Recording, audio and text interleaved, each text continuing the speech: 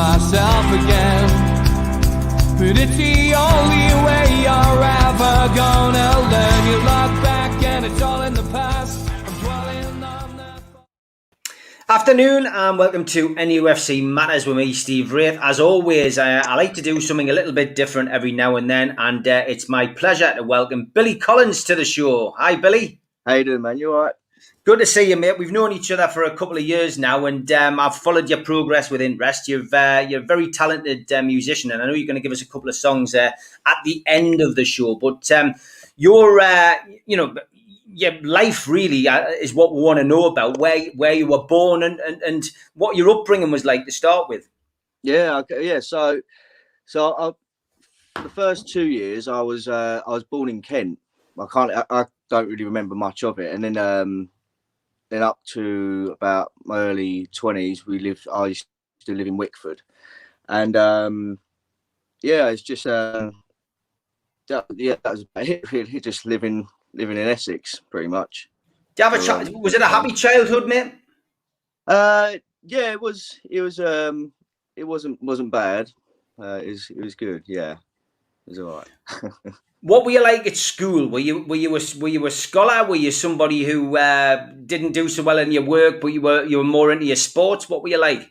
Yeah, the weird thing is because I was very sporty growing up. So throughout mostly secondary school, I was doing a lot of football and athletics as well. So I was in a few teams like growing up, and done really well. I was really enjoying it. It was it was a few teams in Essex, and at one stage in the first team, I was top goal scorer for quite a while, and it was doing like hat tricks every weekend, and they almost made a bit of a thing of it, saying I'll give you £5 each time you'd score a goal. And it got to a stage where I was earning so much, they went, right, we'll just have to cut that for a while. But I'd done football, and then from football I was doing athletics. So I was running for Basildon Athletics Club, doing sprinting, and so throughout that I was the fastest in Essex at one point as well. So doing 100 meters and 200 meters, and that was really good. I enjoyed all that. My personal best was 11 seconds at 100 meters, which is like 2 seconds off the world record, but it is quite a lot off if you count down the milliseconds and that sort of thing. But yeah. Fantastic. I mean, sport obviously is something which we cover on this channel quite a bit. We talk about Newcastle United. I mean, were you supporting a football team down in Essex in those days? Was there a particular team that you liked? Well, I suppose Southend was probably the closest one for us in Essex, but I never really followed them. I was brought up with West Ham, so like, all my family around sort of like East Ham and all around that area. So it was always West Ham. I've been to a few of the games. They'd never won a game, funny enough. It's standard. Yeah. And obviously with your sport, then did you ever think about continuing it as you got towards the end of school? Was there anything you were thinking about doing at that time? Were you thinking about pursuing the running or the football? The football, there was a few opportunities. There was a few games that some scouts come to from Crystal Palace who were looking at the other team's goalkeeper or something, and they took an interest in me, but that never really sort of anything come out of that. But the athletics, if I'd stuck to it, I probably would have done quite well with it because I was progressing quite a lot. But it was a toss up between athletics and music because I was doing the competitions and then doing the gigs on the same weekend, and the gigs were getting home like 2-3 in the morning, and then having to get up and then go to a race. It was just getting to that stage of having to make a decision what I wanted to do. But the athletics, well, that was probably one of my favourite things out of the whole sports I did. So where did the music side of things come from? When did you first discover music? So I grew up with a lot of country and rock and roll music just from a very young age, and I was drawn to a lot of the Elvis stuff as well, even from a very, very young age. I don't know what it was. I just loved everything about him. And all my kids my age were into the other stuff and whatever else. And there was me like walking around with an Elvis t-shirt on at like the age of 4. So yeah, just grew from there. So listening to other stuff, and then from there I taught myself, started teaching myself to play the drums. So what I'd do was I'd get all the pillows off the sofa we had, and then make a little drum kit round myself, and then just play along to songs. And then I'd be playing stuff like Elvis. It sort of differ a little bit. It'd go from Elvis, Green Day, heavy metal, rock, then country. So it's a bit of a mix of things, really. And then I got my first drum kit, and then went from there, from in and out of bands playing drums. And then I think around about 15, I wanted to learn the guitar. I wanted to learn the guitar from ages ago, but just never really, something didn't click with wanting to really do it. So I had this, I had a book, as a Fender book, and it was telling you about how to make chords and whatever else. So I had a guitar, and then the way I learned, the way I learned was self-teaching myself, was the numbers of your fingers. And the very first song I learnt was Johnny Cash song, Folsom Prison Blues, the opening riff for that. And then from there, I just learnt other songs and learnt all the chords and went from there, really. But now everything's sort of falling into place nicely with music. Yeah, I mean, it's one of those things which, I've managed bands in the past. I've I promote a lot of music events and sport events up in Newcastle. But it's it's just being involved. It's the atmosphere. It's the crowds. It's just the whole thing. I mean, can you remember your first gig, Billy? Yeah, so what it was in my my dad's band. I think I was 9 or 10 at the time, and this is when I was still learning drums, but I could keep a decent beat to a song. And his drummer pulled out on the week that they were playing, and the gig was in Wales. So he asked me and said, "Oh, did you want to step in and play?" So I'd done a full 45-minute set on the drums, and that was my first introduction into like proper live music. And then just went from there, really, in and out of other bands and meeting new people. And yeah, it's it's a hell of a journey, and it's not an easy one either. No, I think I mean, I'm an actor, and I acted from the age of 7 until I was 18, and then obviously I had a break, and it was only through a friend, John Altman, who ended up going on to stardom playing Nick Cotton in EastEnders. A conversation with him got me back into it, and I went and became an extra, a supporting artist at the age of 30. And then, when I got to 36, I thought, I'm going to get a qualification. And I did my GCSE in performing arts. And then I went and did a degree, graduated at 40. And then for the last 9 years, I've been a pro actor. So I got there in the end.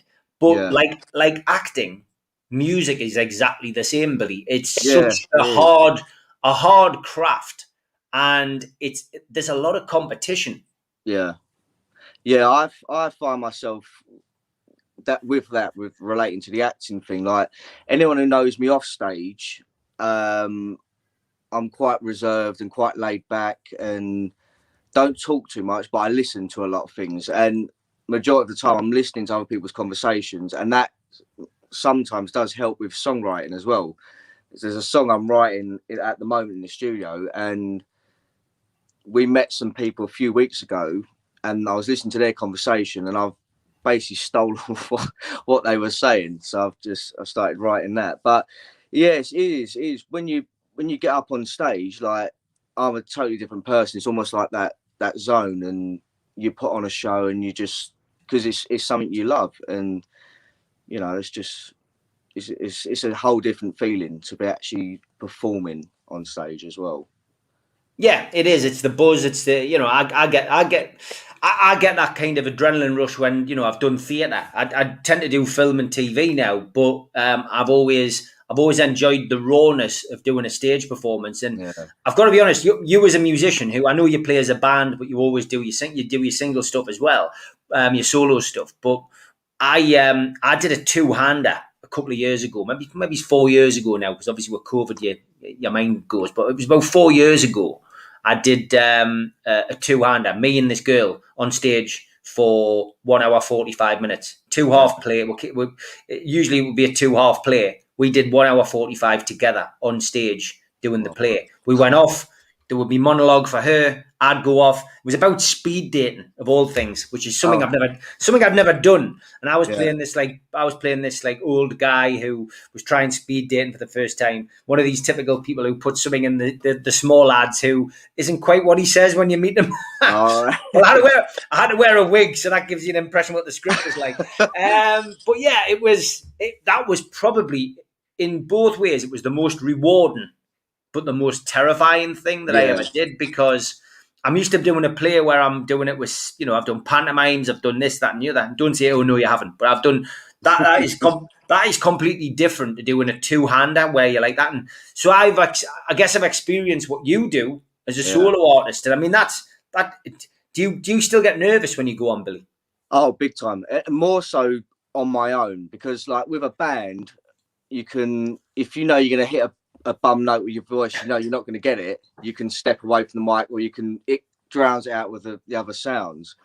Whereas where it's just me and an acoustic guitar, if a string breaks, you hear it, and there's no way to even sort of slowly go and get another guitar. It's like you got to either stop, but if you can get through the song, which sometimes it depends what string goes, and you can get through it and then change it at the end. But it is a lot different. I do get nervous every time doing the solo stuff, but it's almost like an adrenaline as well. So Yeah. as soon as I get that nerves, I try not to let it get the better of me, and then just channel that as an energy, and then just put on the performance that I do.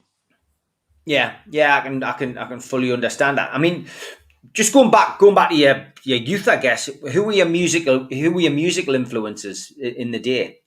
So it varies. Like a lot of it was the Elvis stuff, the early Elvis, 50s. But yeah, Elvis, Johnny Cash, Buddy Holly, Green Day, Slipknot as well, and then like Simon and Garfunkel, Jim Reeves, Patsy Cline, Jake Bugg. So it's a whole mix of different people as well. So I tried to take bits and pieces from my influences and heroes in music. Yeah, I mean it's a wider range of music there, I guess. What was the first yeah. What was the first single that you? What was the first single you bought? Or were you? I mean, you're a bit younger than me. What was the first CD you bought? CD. Do you know what it was? It was a Busted album. I was into Wow. Busted growing up, and my idol in Busted was Matt Willis, who played bass, and I used to idolize him in a way. Like I used to do my hair the same way, so I used to have the blonde streak going down there and whatever else. But yeah, that was the first sort of album I bought, and it had songs like why I go to school for, and Air Hostess, and all them sort of ones, which I listen to now, and it puts a smile on my face remembering it from a kid. Did you go to a lot of gigs as a kid? I didn't go to. I went to a lot of family gigs because my family, a lot of them are musicians, or they were friends with musicians, so we'd usually go to their gigs, and a lot of it was like rock and roll and blues anyway. But it's only till I got a bit older that I started really going out to see bands, and I went to see. So my first proper gig I actually went out to see was Jake Bugg at Brixton Academy, and that was incredible as well. I love his stuff, and just that, I mean, that Brixton Academy's held just so many great people there as well, and that was the first introduction into sort of going into watching proper live gigs as well. Yeah, I was lucky. I got to see the Sex Pistols there, Oh, wow. and got a chance to meet the lads afterwards. I've subsequently met John Lydon, Johnny Rotten, but I met all the lads there backstage afterwards. Had some VIP tickets. It was fantastic, and it's a great venue, isn't it, Brixton? Oh, it's brilliant. I like the whole the sloping bit towards the stage when you're in the crowd as well. That made it pretty cool. Yeah. That. I mean, I suppose when you go to something like that, and you're looking, you're starting to do the tour circuit yourself. I guess that's what you're aspiring to be, Billy. That's where you want to be, really, with your career. Yeah, Brixton. I think like that. There's some future plans for late, probably next year. I think anyway. But I'm looking at a bigger scale on other things. And I know a lot of the like Brixton Academy and the sort of little O2 ones as well. So it's just getting more material out there now, and getting a solid team around me. I mean, you talk a little bit earlier about playing the guitar, playing the drums. Obviously, you sing. Do you think it's important to have like the command of more than one instrument? Do you think it's more? Do you think that's quite important in as being a musician? Yeah, I found it for me, like, if you can self-teach yourself to do something like that, it does help. Like, especially through lockdown as well, with putting out my music, where you weren't allowed to mix with people and whatever else. Because I can play the drums, guitar, bass, and sing. That's a whole band in itself. So I was in the studio and done the drums and all the other instruments. But yeah, I found it does help, especially when you work with other band members, because then you can relate to a lot of other things as well with their instruments, and help each other and work with each other, and just go from there with it all, really. I mean, obviously you play instruments, you sing, etc. But do you write songs as well? Yeah, right. Yeah, songwriting. I started it's about 5 years ago now, 5-6 years ago, and so I got the inspiration from Eminem. So when he because he used to carry he used to carry a notepad or a piece of paper, and he'd write down words, and that'd come to his head. And I thought, well, do you know what? Let's just give it a go and see if I can write a song, because I didn't want it to just be like very cheesy. You write bits and pieces and it don't sound great. I thought, if I'm going to do it, I'm going to just try and make something out of it. So I was I was at college at the time, and I was studying music technology, and I had a little red notebook that I'd just keep in my bag. And going from college and coming home, and I'd be on the train, I'd just look, looking out the window and all that sort of thing, and things come to your head. And just started writing down stuff, lines and everything else. And then when I had about 3 or 4 pages worth of words, I had the guitar at home, and I just started playing a few chords and just make up a melody, and then just singing what was written down on the notepad. And it all sort of fell into place nicely, how it flowed. And then from there, doing my first song gave me that energy to then go on and write more. So I've been looking at writing different styles of music as well, because it goes like blues, country, rock, and then just taking different inspirations from different people, really. Like with songwriting, I work better under pressure. So if someone said to me, "Oh, you've got to do an album, but it's not going to be out till next year," I won't do it till like 2 months before that, because I need to I almost have that thing behind me, pushing, and then I get writing. But with this EP that I'm writing at the moment, it's just going to be like 5 or 6 tracks on it, and I've already set my goal. So I've said, right, I'm going to have that out later this year, and it's not that far behind. So I've been in the studio writing songs and approaching it in a different way to how I'd normally do it. So I've been putting down the music first and then humming along to what I've got and then writing stuff down. Because I found sometimes when you write whatever it is, like a poet or whatever else, you when you go to write music, you then have to take stuff out and it don't fit nicely. So been just approaching it a different way at the moment.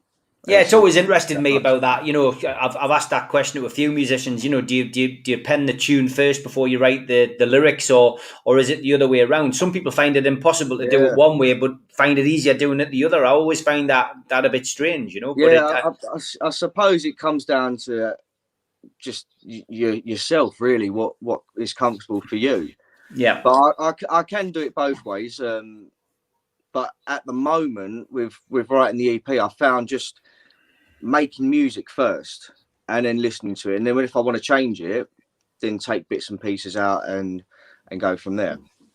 Yeah, I think I think for me, I mean, I've written poetry over the years. You know, I produced a book with Charlie Salvador a few years ago, which which was great. I never thought I'd have my poetry published, but I always felt that if I was ever, I can't write music, I can't read music, but I always felt, words have always come easier to me. But yeah, it is fascinating that. I think I want to ask you about the solo and the band. Which do you prefer? Do you prefer being a solo singer and being up there on the stage on your own, or do you prefer jamming and having a gig with the lads and lasses?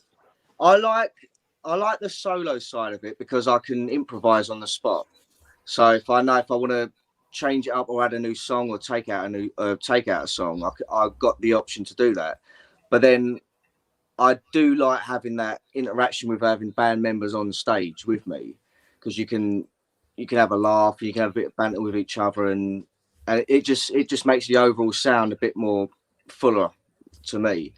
But I mean, I've got band members that are practicing at the moment to hopefully get this band ready for later this year or early next year.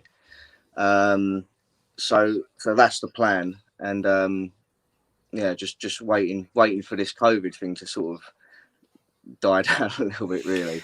I mean, how's that affected you? I mean, it's massively affected me, because obviously one of the plates I spin is putting events on. I haven't been able to put any events on. It completely finished my business, as a whole in that respect. I mean, hopefully July the 19th, we see some kind of return to normality, and the doors will open at some of those bigger venues which have been closed, which means, I've got a gig with Bad Manners lined up for September. I'm hoping that's going to be, going ahead. But yeah, how's it affected you? Yeah, so it was weird. So when it was the first lockdown, when it all sort of went a bit crazy, and it was like, you got to stay indoors and whatever else. It was nice for me and Jode, because we could we just sort of done the whole house up, and we repainted things and got everything done, and that was a nice side and a nice thing to do.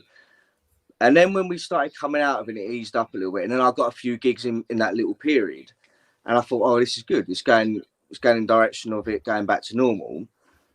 And then when it went back into lockdown again, it was I got a little bit annoyed about it, because it was like, my thing is music, and it's the only thing I know I'm really good at and I can do.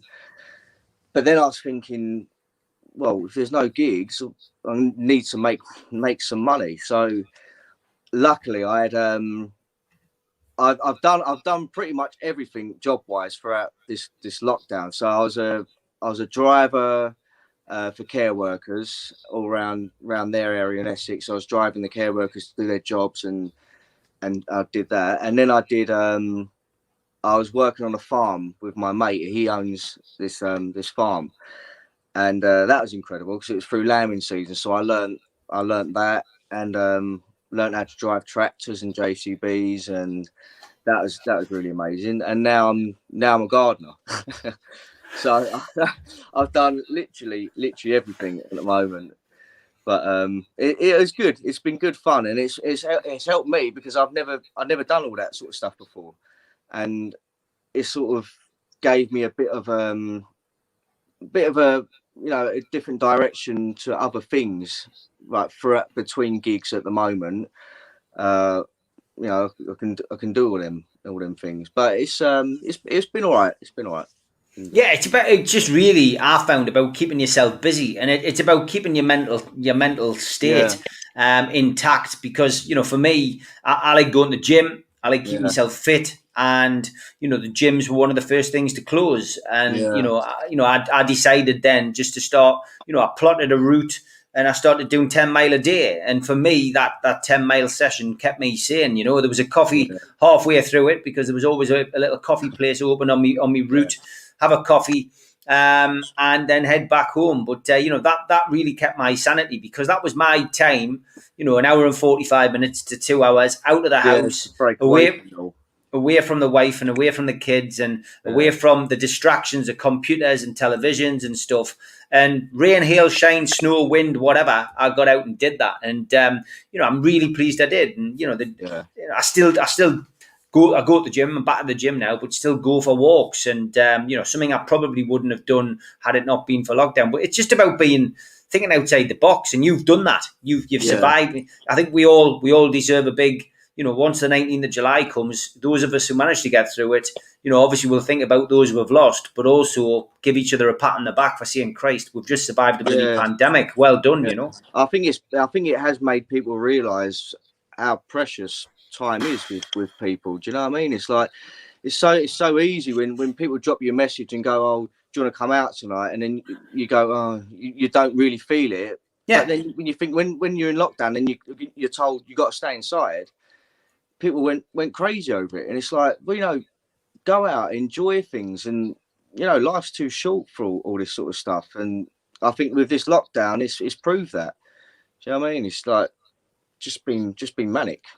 It's Manic, time. yeah. It's time management. I think from a lot of perspective, I've certainly, since things got changed a little, I've just decided now that I'm actually going to have a bit more me time and do this and do that and do the other, and time, just managing time a bit more Yeah, time, bit more time for this, bit more time for that, but not just going fully into one thing. Just trying to. I've always yeah, spun plates, but I just think it's important. You probably find the same. The music's important to you, yeah, and whatever. But there's other things you've probably discovered over the last 15 months, which you think, well, actually, that's it. And phone calls to loved ones. I yeah, think that's yeah, another thing. I mean, we did we did a phone a friend campaign on this show last, when COVID was at its height, and we were just for a full month encouraging people to phone a friend, yeah, and that really stemmed from me just going out, Billy. And when I was on my walk, an hour and 45 minutes is a long time on your own. So I would, on my way out, I would ring somebody, and on my way back, I'd ring somebody. And what I yeah, would do was I was going through my phone book and literally ringing people who I hadn't seen for either yeah. throughout Yeah, COVID same. or for a Yeah, long time. I was doing, ringing my parents, once or twice a week to make sure they were okay, which is the norm anyway. But maybe I was ringing them 3 or 4 times, and just making sure everything was okay. And it is. You're right. You just put a different perspective on life. It's maybe he's given us all a little bit of a reset. yeah. That's what I've found as well. I mean, I've rung a lot of people who I'd never sort of ring, but just to check up on them and just see how they are, and just dropping a message and FaceTime and sending funny pictures and all this sort of thing. It's just been. I think everyone just needs it. Everyone needs a bit of a laugh and a bit of an uplift of things. Do you know what I mean? It's just been mad, but hopefully now it is going in the direction of everyone going back to normal. But the Fingers one crossed. thing that's given us a bit of an uplift at the minute, especially on this channel, is the football. Is it Yeah, coming? Is it yeah. coming home, Billy? Oh well, I hope so. I didn't get to watch the game last night because I was we had a few mates over and we was playing pool, but I was keeping up to date on the game, and it is looking pretty good. It's looking pretty good.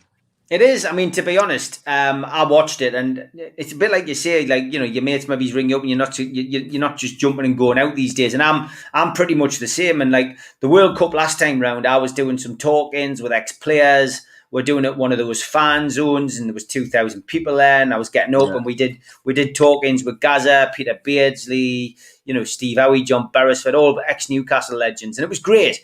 And we're down there, we were selling memorabilia, and it was an earner, and it was a great, that was one way of watching it. This tournament, I've actually been in the house more, with the exception of the Scotland game where I was doing an event in Newcastle and I was out. The rest of the time I've been in the house, and I've got to be honest, I've thoroughly enjoyed my own company, just sitting watching the England games on me settee, not having a drink, and just having a cup of tea and a bar of chocolate and just sitting watching the match. I'm definitely getting old before my time, I think. But again, I just think that's down to it's definitely changed me a little bit. I think the whole COVID thing, exactly, Yeah. But you've got to book into places now as well. I'm not sure what it's like where you are, but obviously I know it's the same rules for everybody at the moment. But have you found that a bit of a pain if you've gone out anywhere? If you've gone to a restaurant or whatever, has it been a bit of a nightmare booking tables? Have you been okay? It's been all right. The only problem we had, I think, was on Father's Day when we was trying to book tables. But other than that, we've just a lot of the locals around here. They just turn up and they've got the tables either outside or inside and whatever else. But yeah, it's been all right. Yeah, good stuff. Okay, apart from the singing, and I know I'm going to get you to do some in the next five minutes or so. You have launched this. I noticed www.aceface.com. Tell us a little bit about that, Billy. Yeah. So what it is, the guys who work at Aceface, they got in contact with me, and they wanted to do my own range on their website. So what they've done, they've taken that picture that I sent over, and they've made it into this cartoon looking version of me. Yeah. And then they've put it on a t-shirt basically, and it's on their website. I think it's 25% off over this weekend. But yeah, we've got another range coming out hopefully later this year as well. But okay, good stuff. So if anybody wants to check that out, it's www.aceface.com. Always well worth having a look. And don't forget as well, we have our own website, which deals with all of our memorabilia, nufcmatters.com. If anybody wants a t-shirt from there, simply drop onto there. And this is our best seller, Billy, Cult. No typo. We've been called a bunch of cults on this show by many people. So we did a t-shirt about it. I'm the cult leader. So that's where that t-shirt comes from. But big shout out to our sponsors as always, and they've been with us for the last few months now. Big shout out to Spider VPN. Simply Google Spider VPN. They come up at the top of the search list to protect everything on your computer: passwords, photographs, private stuff. Just Google Spider VPN. They are the boys to trust as far as that is concerned. Skipsandbins.com as well. Big shout out to Scott and the lads. Telephone 0800 25 45 25 3. Email inquiries at skipsandbins.com. Website www.skipsandbins.com. Easy, contract free, and pay as you go waste collection from the lads there. And he always likes to send us an update there. He keeps up to date with trends. Skipsandbins.com. Sir Bobby the Bee is called. He's playing cricket there, but we have had him in various poses playing football there. But that one got a bit controversial, Billy, because he hasn't got any shorts on. He's Sir Bobby, but he's hung like a wasp by all accounts. Also, a big shout out to cutexshop.co.uk, the makers of pool tables and snooker tables in Wallsend, Newcastle. John also does our website, so a big shout out to John. And to John everybody's called John at Jab Signature. I'm repping the brand today.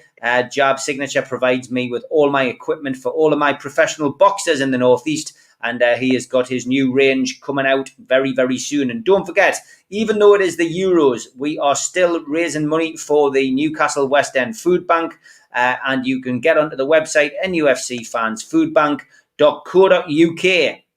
Come on, England is the message. And that seems to have held them in good stead so far. But if you get on nufcfansfoodbank.co.uk, you can make a small donation to the food bank, which will go a long, long way. And you've still got time to be entered into the raffle for that wonderful watch, which Keith Patterson's logo is on there. And you will be able to enter into that if you make a donation to the food bank. That will be drawn on the Friday, the 6th of August at the NUFC Matters 24-hour charity pool night, which, of course, is raising funds for NUFC Fans Food Bank at Spot White. So please jump on that. Now, you have got music available, Billy, on online, etc. I did dig this up off your Facebook page. I mean, what else is up there? What can people find online, and where can where can they find it? So yeah, iTunes, Spotify, YouTube as well. If you just type in Billy Collins, it'll come up on there. Yeah, I've got 2 of my own songs up there to listen to, Lonely Bluesman and Warriors. And then that picture that's up, that one, yeah, is called the old Road, which is just 2 covers of like 2 of my favourite songs, Sunday Morning Coming Down, and which is a Chris Christopherson song, and Don't Think Twice, It's Alright, it's Bob Dylan's song. So you can hear my version of that online, and I think it's like 79p or so on iTunes, so it's not too bad. It's not going to break the bank. So get yourself on a Spotify music or YouTube or iTunes, and have a look for Billy Collins, and you will find his stuff on there. It's absolutely fantastic, well worth a listen. Just want to talk a little bit about acting. Obviously, you know that's what I do. You're keen to get into a bit of that. Have you had any experience in it, Billy? I've done a few auditions up in London for a few things, but nothing really ever come out of it. But yeah, we had a few people interested. It was a company wanted to do. They were looking for an early Elvis, so I went for the part, and I pretty much got it. But when I found out what they wanted me to do in the Elvis sort of thing, they wanted me to play an Elvis in 1977, which he was a bit bigger in his hair, and obviously you can tell by my build and look, it's I don't think that would have fitted that, even if I had the long sideburns. But I'd love to get into acting and do something. We've got a few ideas, and just it's just finding the right people to, get the same mindset as it.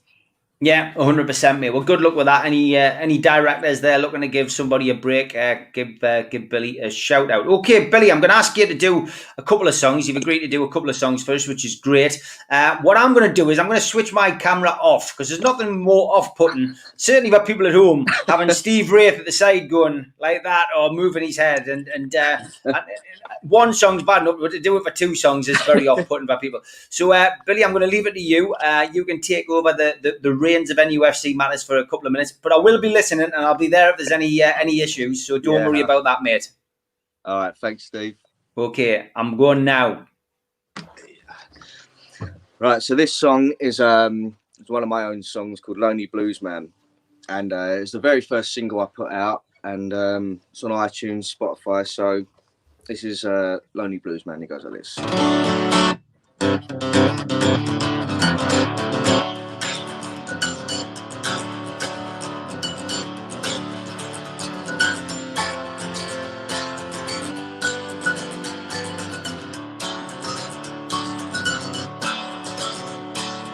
Sitting here by the railroad track, ain't got a care in the world. Just me and my rucksack, hanging right on my back. I spend my time with one-night stands, and I can't stand them all.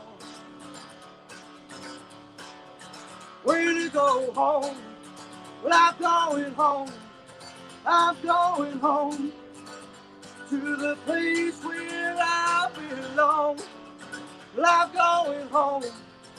I'm going home to the place where I belong.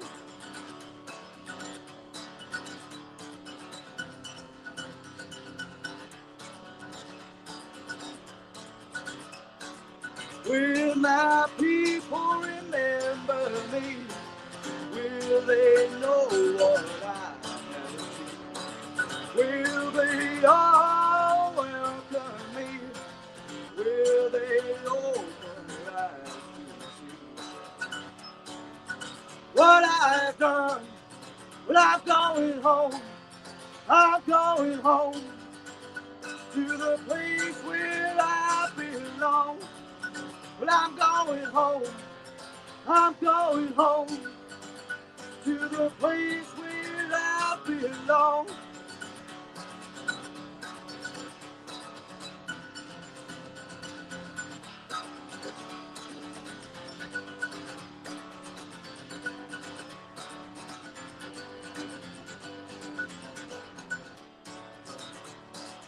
Rain starting, now to falling. A dark cloud is following. Will it be there when I'm home? Nobody knows. Will it rain on me? Well, I'm going home. I'm going home to the place where I belong. Well, I'm going home. I'm going home to the place where I belong.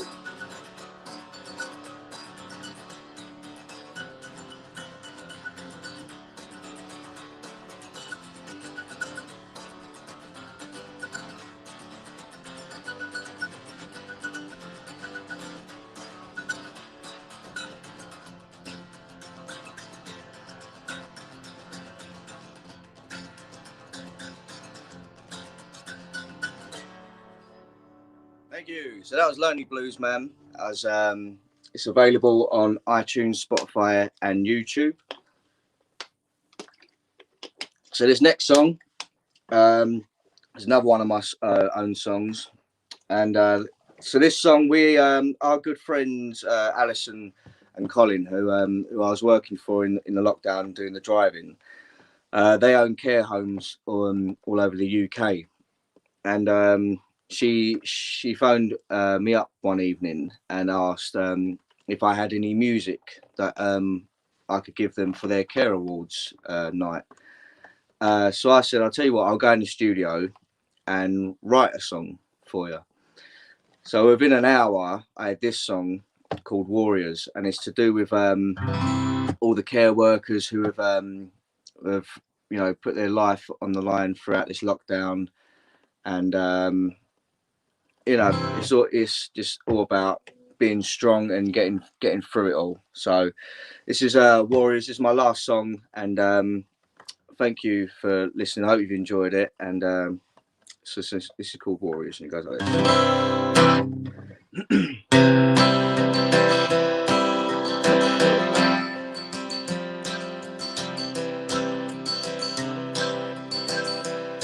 Early blue skies sheds of happy cries, soldiering on through the dust.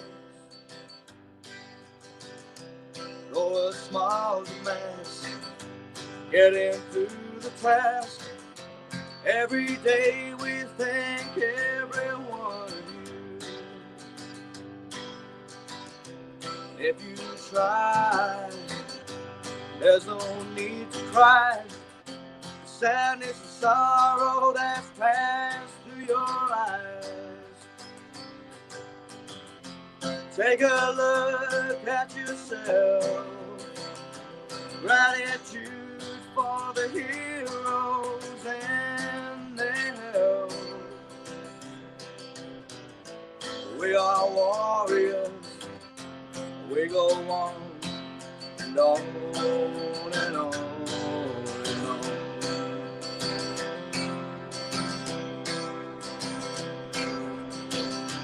When each day goes by, we fly like birds in the sky. Our love and peace makes the world go round. We can make a better place for the future and the human race. If you search within your heart,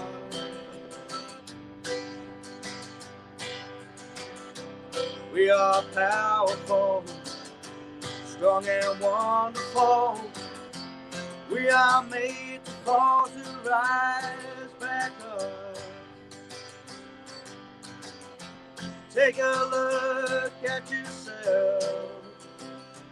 Gratitude for the heroes and their help. We are warriors. We go on and and on and on and on. Take a look at yourself. Gratitude for the heroes and their help. We are warriors. We go on and on and on and on. Thank you. So like I said, that's it's available on iTunes, Spotify, and YouTube, and social media accounts. Instagram is Billy Collins Music. Facebook page is Billy Collins Music. And TikTok is Billy Collins Music as well. So it's easy to remember. You're one of those people who got it just about right there with everything. From your perspective, it's not a nightmare when you see people do social media and they've got Billy Collins 5 or 6 or whatever. You've done it. You've done it the right way, mate. You've done it the right way. Well done. Fantastic, mate. I mean, lots of good comments coming in. People saying you look and sound like Elvis. It's great stuff, great music. So nice to get a bit of feedback. And I know a lot of people will be enjoying the sun today, but a lot of people will catch up and they'll be able to find out where your music is. If anybody who lives in the Northeast wants to see Billy live, the tickets go on sale for this cracker, which I'm doing the Gateshead show on the 17th of October.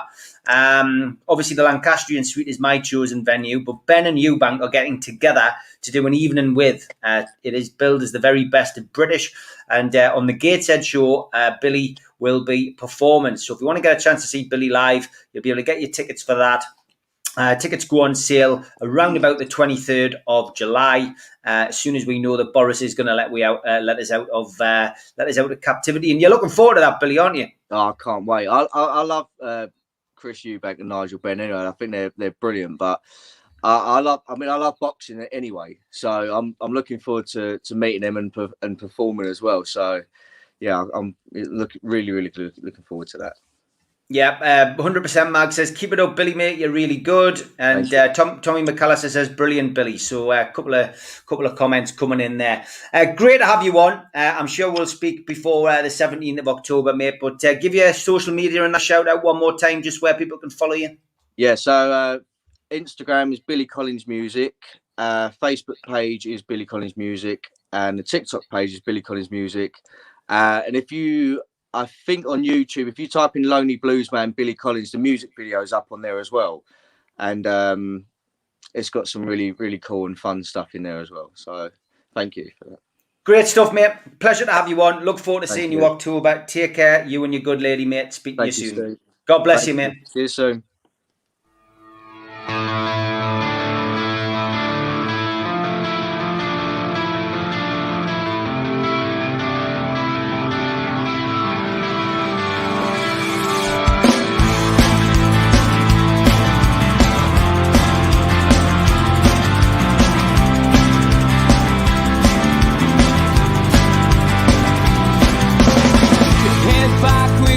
Attack. It feels like I've been talking to myself again. But it's the only way you're ever gonna learn. You look back and it's all in the past.